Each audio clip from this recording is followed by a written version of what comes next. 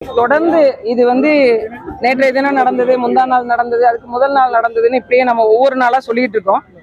குறைஞ்ச காலமா நான் பாக்குறேன், ஒரு கட்டவிழ்த்து விடுக்கப்பட்ட ஒரு ஒரு ரவுடிச முறை இருக்கிற மாதிரியான காவல்துறை மேல சற்றும் ஒரு பயம் இல்லாத ஒரு சூழ்நிலையை தான் பாக்குறோம். தெருவுல பூந்து பகல் நேரத்துல நண்பர்களுக்குள்ள பிரச்சனைன்னு வெட்டி கொள்றதா சொல்றாங்க. அது ஒரு சாதி சண்டையா வெட்டி கொள்றாங்கன்னு சொல்றாங்க. ஒரு தெருக்குள்ள போய் ஒரு இருசக்கர வாகனத்துல போய் கண்ணில் பட்டவர்களை எல்லாம் வெட்டி கொள்றதா சொல்றாங்க. அப்ப இங்க காவல்துறை மீதான பயம் ஏன் போச்சு அப்படிங்கிற ஒரு பெரிய ஒரு நிலைமை இருந்தது. எல்லாவற்றிற்கும் என்ன காரணம்? நீங்க பெண்கள் மீதான பாலியல் கொடுமையா இருக்கட்டும், பெண்கள் மீதான சித்திரவதைகளா இருக்கட்டும், இல்ல இங்க நடக்கக்கூடிய கொலைகளா இருக்கட்டும், கொள்ளையா இருக்கட்டும், எது நடந்தாலும் அவங்கள நீங்க கூட்டு வச்சு காவல்துறை விசாரிக்கும் போது பாத்தீங்கன்னா அவங்க கஞ்சா போதையில இருந்தாங்க அப்படின்ற ஒரு பொதுவான ஒரு விஷயத்த முன்வைக்கிறாங்க. தமிழ்நாட்டுல இந்த அளவுக்கு கஞ்சா உழவ வேண்டிய அவசியம் என்ன? ஒரு பள்ளிக்கூட மாணவனோட பையில போய் கஞ்சா பொட்டலம் இருக்கான்னு பரிசோதிக்கணும்ன்ற ஒரு நிலைமைக்கு நாம் தள்ளப்பட்டிருக்கோம்னா இது எவ்வளவு ஒரு கொடிய சூழ்நிலையை நோக்கி போயிட்டு இருக்கு அப்படின்றத மக்கள் புரிந்து கொள்ளணும். ஒரு காலத்துல ஒரு நேரத்துல எல்லாம் பாத்தீங்கன்னா காவல்துறை மீது ஒரு பயம் இருந்தது. இன்னைக்கு காவல்துறை கைது பண்ணா காவல்துறை அடிக்கிறாங்க. பெண் காவலர்களுக்கு பாதுகாப்பு இல்லை. இந்த சாமானிய பெண்களா இருக்கிற எங்களுக்கு பாதுகாப்பு கொடுக்கறதே பெண் காவலர் நினைக்கிறோம். அந்த பெண் காவலர்களுக்கே பாதுகாப்பு இல்லை அப்படிங்கிற ஒரு மோசமான சூழ்நிலையை நோக்கி நகர்ந்து கொண்டே இருக்கு. ஒவ்வொரு ஆண்டுக்கும் கிட்டத்தட்ட 1 லட்சத்துக்கும் மேற்பட்ட வழக்குகள் கூடுதலா இருக்கு. கடந்த ஆண்டுக்கும் இந்த ஆண்டுக்குமே 70,000த்துக்கும் மேற்பட்ட வழக்குகள் கூடுதலாக பதிவு செய்யப்பட்டிருக்கு. இது பதிவு செய்யறதுனே இவ்வளவு இருக்கு அப்படின்னா, கிராமத்துல பஞ்சாயத்துல பைசல் பண்றது, வெக்கத்துக்கு மானத்துக்கு பயந்துகிட்டு வெளியில சொல்லாம இருக்கிறதுன்னு பல்வேறு நடவடிக்கைகள் போய்கொண்டே இருக்கு. இது அரசு இரும்பு கரம் கொண்டு அடக்கி இருக்கணும். இந்த சட்டத்தை கடுமையானதாக மாத்தி இருக்கணும். இதுல பெண் மீது கை வைத்தாலோ அல்லது இந்த மாதிரி சமூக சீர்கேடுகள் நடந்தாலோ இந்த கஞ்சா பரவல், போதை பரவலை தடுப்பதற்காக இளைஞர்களுக்கு இந்த போதை வெறி எங்கிருந்து வருது அப்படிங்கிற கேள்வி நமக்கு எழும்புது. எங்க நீங்க தொட்டாலும் சரி. ஏன் நாகப்பட்டினத்துல நீங்க யோசிச்சு பாருங்க, ஒரு 4-5 ஆண்டுகளுக்கு முன்பு இந்த சூழ்நிலை இருந்துச்சா? எங்கேயாவது ஒரு மூலையில ஏதாவது ஒரு சம்பவம் நடந்ததா கேள்விப்பட்டிருக்கோம். ஆனா இன்னைக்கு ஒரு குறிப்பிட்ட இடங்களே சொல்றாங்க இங்க போனா கிடைக்கும் அப்படின்னு. ஒரு கல்லூரி மாணவன் ஒரு பையன் சொல்றான் அப்படின்னா இப்ப எந்த அளவுக்கு மலிந்து கிடக்குது அப்படிங்கிறத நம்ம பார்க்கணும். அது வன்மையான கண்டனத்துக்குரியது. இது ஆண்ட நிர்வாகம் இது கண்டிப்பாக ஒரு போர்க்கால அடிப்படையில மிகச்சிறந்த கவனத்துக்கு எடுத்து தன்னுடைய தனிப்பட்ட பார்வையை எடுத்து முதலமைச்சர் அவர்கள் செய்திருக்கணும். அது செய்ய தவறியதுனாலதான் இது போன்ற கொலைகள், பெண்களுக்கு எதிரான குற்றங்கள் நடந்து கொண்டே இருக்கு. தேர்தல் நேரத்துல அதிமுகவில் இறங்கிருக்கீங்க. நீங்க போட்டியிடுறது இந்த வாய்ப்பு இருக்கா? நாகப்பட்டினத்துல போட்டியிடுவீங்களா? இல்ல, அது நம்ம முடிவு செய்ய முடியாதுங்க. அது தலைமை தான் முடிவு செய்யும். நான் தேர்தலில் போட்டியிடுகிறேன்னா அது எந்த தொகுதி எல்லாவற்றையும் தலைமை முடிவு செய்யும். தேர்தலை மட்டும் கருத்தில் கொண்டு இணையல. எனக்கு கொஞ்ச நாளா உடம்பு சரியில்லை. அதை நான் சரி பண்ணி கொண்டு அரசியலுக்கு வரணும்னு நினைச்சேன். இன்னொன்னு, கடலோர மக்களுக்கான ஒரு அரசியல் வாய்ப்பை, உறுதியை, அங்கீகாரத்தை பதிவு செய்யக்கூடிய அவர்கள் பிரச்சனையை பேசுகின்ற தளத்தை நான் இருந்தேன். அதோடு மீண்டும் பரவலாக்கப்பட்டு சமவெளி மக்கள் இருக்கக்கூடிய விவசாய பெருங்குடி மக்கள், உரிமை மறுக்கப்பட்ட மக்களுடைய உரிமைகளையும் பேசுகின்ற ஒரு தளமாக நான் அண்ணா திராவிட முன்னேற்ற கழகத்தை பார்த்தேன். அதனால நான் இதுல காலியமான பேச்சு தான். நாம் தமிழ் இருக்கிறது திராவிட கட்சிகளை கடுமையா விமர்சனம் பண்ணிருக்கீங்க. குறிப்பா இலவசங்களை எடுத்து நிறைய பேசியிருக்கீங்க. திமுக, அதிமுக, தாவேக எல்லாருமே இலவச திட்டங்களை தான் அறிவிக்கிறாங்க. நீங்க அந்த கட்சியில ஐக்கியமாக்கிருக்கீங்க. இந்த களம் எப்படி இருக்கு? இதை எப்படி பாருங்க. இல்ல, இப்ப இலவச திட்டங்கள் அப்படிங்கிறது எதை பொறுத்தது அப்படின்னு ஒண்ணு இருக்கு. இப்போ நான் முன்னாடி இருந்த கட்சியிலே கல்வி இலவசம், மருத்துவம் இலவசம், தூய குடிநீர் இலவசம் எங்க பரப்புரையை நானே செஞ்சிருக்கிறேன். இதெல்லாம் அத்தியாவசிய தேவைகள். இந்த அடிப்படைகளை பூர்த்தி செய்யணும் அப்படிங்கறதா இப்போவும் என்னுடைய நோக்கம். அதுல இருந்து நான் மாறல. ஆனாலும் கூடுதலாக இன்னைக்கு மக்களுடைய எதிர்பார்ப்பு என்னவா இருக்கு அப்படின்னு உங்களுக்கே நல்லா தெரியும். இன்னைக்கு இருக்கக்கூடிய பிரச்சனையை தீர்வு கண்டா போதுங்கிற மனநிலைக்கு மக்கள் மாற தொடங்கிட்டாங்க. அந்த கடுமையான விலைவாசி ஏற்றத்தினாலையும் வாழ முடியாத சூழ்நிலைக்கு அவங்களுடைய பொருளாதார நெருக்கடிகள் நகர்ந்து கொண்டே இருக்கிறதுனால நாங்களும் இப்ப என்ன சொல்ல வரோம், வரக்கூடிய ஆட்சி நிர்வாகத்தில் அண்ணா திராவிட முன்னேற்ற கழகம் என்ன அறிவிக்க போகுதுன்றதை நீங்க பாருங்க.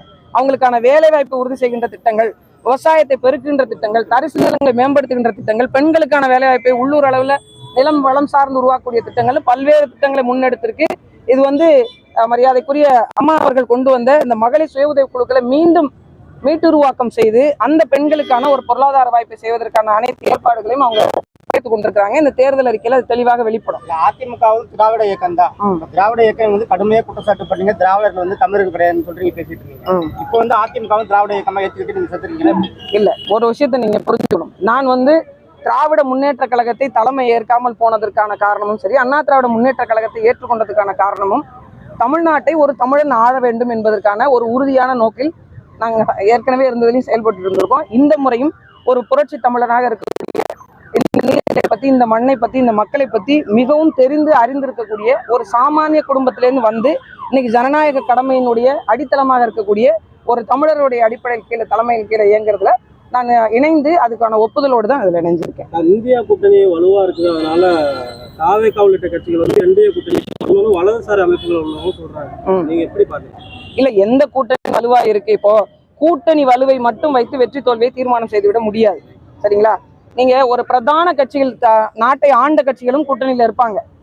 எதுவுமே இல்லாம ஒரு சீட்டு 2 சீட்டு வாங்கக்கூடிய சின்ன சின்ன கட்சிகளும் இருப்பாங்க. இந்த கூட்டணி பலம் மட்டுமே போதும் வெற்றி தோல்விக்கு அப்படின்னா அப்புறம் மக்கள் நலன் சார்ந்து நீங்க எதையுமே அறிவிக்க தேவையில்லையே. ஏன் திட்டங்கள்லாம் அறிவிச்சு கொண்டு வராங்க? மக்களை வந்து இது போனா சரியா இருக்கும், மக்கள் என் பார்வைக்கு திரும்பணும்னு நினைக்க வேண்டிய அவசியம் என்ன? மக்கள் தீர்மானிக்கணும், மக்கள் முடிவெடுக்கணும். கடந்த 5 ஆண்டு காலத்தில் நான் என்னென்ன தவறுகள் இந்த ஆட்சி நிர்வாகம் செஞ்சிருக்கு, என்ன சொன்னாங்க, என்ன செய்யல. இப்போ ஒண்ணும் இல்ல. திராவிட முன்னேற்ற கழகம் சென்ற ஆட்சி இதுல வந்து வரைவறிக்கையில பழங்குடியின மக்கள் பட்டியலை சேர்ப்போன்னு மீனவ மக்களை சொல்லியிருந்தாங்க. அதற்கான 1% நடவடிக்கை கூட எடுக்கல. நானே இங்க இருந்த அதற்கான ஆய்வு குறிப்புகளை பரதவர் அப்படிங்கிற ஒரு ஆய்வு கட்டுரைகளை கொண்டு போய் தமிழக அரசுகிட்டே போய் கொடுத்துட்டும் வந்தோம். அவங்க சாட்சி கேட்டாங்க, அந்த சாட்சியும் கொடுத்துட்டு வந்தோம். அப்ப அவர்கள் சொன்ன விடயத்தை எதுவுமே செய்யல அப்படிங்கிற பார்வைதான் மக்களிடத்துல இருக்கும். அப்ப மக்கள் தீர்மானிப்பாங்க. எத்தனை கூட்டணி கட்சிகள் இருந்தாலும் அந்த கூட்டணி தலைமை சொல்றதை அந்த மக்கள் கேட்பாங்க. ஏன்னா இன்னைக்கு தமிழக அரசியல்ல நிறைய சமூகம் சார்ந்த அரசியல் தலைவர்கள் உருவாகி அவங்களுக்கான நாதமாக நாங்க நிக்கிறோம்ன்றாங்க. ஆனா அடிப்படையில் இருக்கிற மக்கள் தான் பிரச்சனையை அனுபவிக்கிறாங்க. விலைவாசி ஏற்றதுனால பிரச்சனை அனுபவிக்கிறது நாங்க தான். எங்களுக்கு வேலை வாய்ப்பு இல்லாம கஷ்டப்படுறது யாரு? நாங்க தான். அப்ப நாங்கள் முடிவு செய்வோம் எது சரியானதா இருக்கணும். அப்படி நாங்கள் மக்களை நம்பி நிக்கிறோம், மக்கள் பக்கம் நிக்கணும்னு நினைக்கிறோம். அதனால மக்கள் யாரை தேர்வு செய்வாங்கன்னு உறுதியா நம்புறோம். அதிமுக தலைவர்கள் வந்து விஜய் கட்சி கூட்டணிக்கு வரும்னு எதிர்பார்க்கறாங்க. ஆனா வந்து விஜய் வந்து டைரக்டா சொல்றாரு, போட்டி வந்து திமுகவுக்கும் திமுகவுக்கும் தான் விஜய்க்கும் போட்டி தான் சொல்றாரு. ஆனா அதிமுக வந்து கூட்டணிக்கு வர எதிர்பார்க்கறாங்க. ஆனா அதிமுக ஒரு சட்டையே பண்ணலையா அவர் விஜய்? அதை பத்தி ஒன்னு என்ன இங்க சொல்ல முடியுது அப்படின்னா, இது வரைக்கும் இருந்த தேர்தல் அரசியல் களம் வந்து இப்போதைக்கு இல்லை. உங்களுக்கு நல்லா தெரியும். இந்த மாதிரியான ஒரு சூழலை இதுவரைக்கும் தமிழக அரசியல்ல எதிர்கொண்டது இல்ல. இந்த சூழலை வரக்கூடிய காலகட்டத்துல யார் யாரோட வேணுமாலும் சேரலாம். இத்தனை வருஷம் கூட்டணியில் இருந்த காங்கிரஸ் கட்சி என்ன பண்ணுச்சு கொஞ்ச நாளைக்கு முன்னாடி? உங்களுக்கு தெரியாது என்ன இருக்கு? நான் இவங்களோட போனாலும் போவேன், உங்களோட வந்தாலும் வருவேன் அப்படிங்கிற ஒரு வந்தது இல்லைங்களா? என்ன கருத்தியெல்லாம் சண்டை போட்டாங்களா? இல்ல எங்களுக்கான மக்களுக்கான அதிகாரத்தை உறுதி செய்வதற்கான வாய்ப்பை கொடுங்கன்னு பேசினாங்களா? இல்ல. எப்ப வேணாலும் காங்கிரஸ் கையை விட்டு போயிரும்ன்ற நிலைமையில தான் இருந்தது அந்த உறுதி. நீங்க சொல்ற அந்த உறுதி செய்யப்பட்ட கூட்டணியிலே அப்ப இங்க கூட்டணி நிலைப்பாடுகள் வந்து அரசினுடைய அந்த அரசியலுடைய நகர்வை நோக்கி தான் இருக்கே தவிர கருத்தியல் சார்ந்து கோட்பாடு சார்ந்து நீங்க கேள்வி கேட்டீங்கன்னா இப்ப நான் பதில் சொல்லிடுவேன். எப்போது வேணாலும் எந்த சூழ்நிலை வேணாலும் மக்கள் யாரை நேசித்து இவங்க கூட போனா வெற்றி உறுதியாகும் நம்பி யார் வேணாலும் யாரோட வேணாலும் பயணிக்கலாம். எல்லாம் கூட்டணி உறுதியான பிறகு தேர்தலை எதிர்கொண்ட சூழல் வருந்தீங்களா? அப்ப கேளுங்க, அதுக்கு நான் பதில் சொல்றேன். தாலிமா அவர்கள் வந்து மக்கள் பிரதிநிதியா பார்க்க முடியுமா? இந்த இணைவுல ஏதாவது டிமாண்ட் ஏதாவது? என்னைக்குமே நான் மக்கள் பிரதிநிதி தாங்க. நான் வந்து வெற்றி பெற்று சட்டமன்றத்துக்கு போனாலும் போகலனாலும் நிறைய பேர் நினைச்சிட்டு இருக்கிறாங்க நான் வந்து ஒரு 2019 ஒரு கட்சியில போய் போட்டியிட்டதுனால அரசியலுக்கு வந்தேன் அப்படின்னு. நான் என்னைக்கு இந்த 2004 சுனாமி வந்ததோ அன்னைய முதல் இன்னைய வரைக்கும் அரசியல் பேசிட்டு இருக்கிறேன். இந்த மக்களுக்கான களத்தில் போராடிட்டு இருக்கேன். எனக்கு ஒண்ணுதாங்க, சாமானிய மக்களும் சட்டமன்றத்துக்கு போக முடியும். சாமானிய மக்களுக்கான அரசியலை அந்த மக்களை தீர்மானித்துக் கொள்ள முடியும். பெண்கள் தங்கள் கண்ணோட்டத்தின் வாயிலாக சட்டத்தை ஏற்றுக்கொள்ள முடியும் என்கிற வாய்ப்பை உருவாக்கி வச்சுட்டு போனாலே எனக்கு போதுமானது.